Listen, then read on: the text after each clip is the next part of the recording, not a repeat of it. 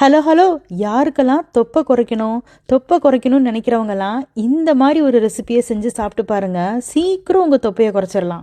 அது மட்டும் இல்லாமல் ஹெல்த்தியாக சாப்பிடணும்னு நினைக்கிறவங்க பனிஷ்மெண்ட்டாக சாப்பிடவே தேவையில்லைங்க. இந்த மாதிரி வெரைட்டியாக ருசியாகவும் செஞ்சு சாப்பிட்லாம். நான் இன்னைக்கு இந்த ரெசிபியை ராகி ரவையில் தான் செய்ய போகிறேன். உங்களுக்கு வேணும்னா அரிசி ரவையில் கூட செய்யலாம்.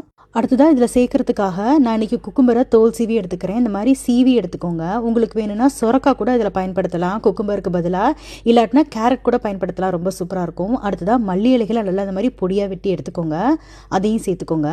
இப்போ அடுத்ததாக துருவன தேங்காய், பச்சை மிளகாய் பொடியாக வெட்டி சேர்த்துக்கோங்க. அடுத்ததாக நம்ம வாங்கிட்டு வந்த அந்த ராகி ரவை 1 கப் அளவுக்கு சேர்த்துக்கோங்க. ராகி ரவை அப்படியே நம்ம நார்மல் ரவை மாதிரியே தான் இருக்குது, பார்க்குறதுக்கு கொஞ்சம் ஹார்டாக இருக்குது. அடுத்ததாக தேவையான அளவுக்கு உப்பு சேர்த்து நல்லா கலந்து விட்டுக்கோங்க. நான் இன்னைக்கு டேஸ்ட் என்ஹான்ஸ் பண்றதுக்காக ஸ்வீட் கார்ன் சேர்த்துக்கிறேன். இது ஆப்ஷனல் தான், உங்ககிட்ட இருந்தா சேர்த்துக்கோங்க.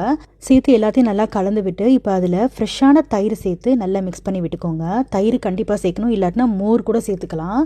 எல்லாத்தையும் நல்லா ஒரு சேர கலந்து விட்டு ஒரு 2 to 3 மணி நேரம் ஊற விட்டுருங்க. காலையில் பண்ணுறதுனா நைட்டே கூட கலந்து விட்டு ஃப்ரிட்ஜில் ஊற வச்சுருங்க. நைட்டு பண்ணுறதுனா மத்தியானமே செஞ்சு ஃப்ரிட்ஜில் ஊற வச்சுருங்க. நல்லா ஊறிச்சுன்னா சாஃப்டாயிரும் ராகி ரவை. அதுக்கப்புறமா ஆவியில் வேக வச்சோம்னா இன்னும் நல்லா சாஃப்டாக இருக்கும். ஸோ அதனால் நிறைய நேரம் ஊறிச்சுன்னா நல்லா டேஸ்ட்டாக இருக்கும். இப்போ அதை அப்படியே ஒரு மூடி போட்டு ஊற விட்டுருங்க.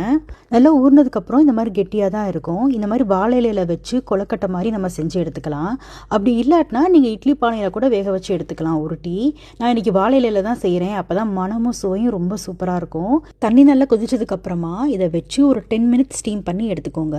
அப்படி உங்ககிட்ட வாழை இலை இல்லை வாழை இலை கிடைக்கலனா இட்லி தட்டில் கூட எண்ணெய் தடவி இதை இட்லி மாதிரி செஞ்சு எடுத்துக்கலாம். சூப்பராக வரும், குழந்தைங்க ரொம்ப விரும்பி சாப்பிடுவாங்க. இது உங்களுக்கு ராகி ரவையில் பண்ண விருப்பம் இல்லைனா சோள ரவையில் கூட பண்ணலாம். அதுவுமே டேஸ்ட் ரொம்ப சூப்பராக இருக்கும். சோள ரவையுமே அவைலபிளாக இருக்குது சூப்பர் மார்க்கெட்டில்.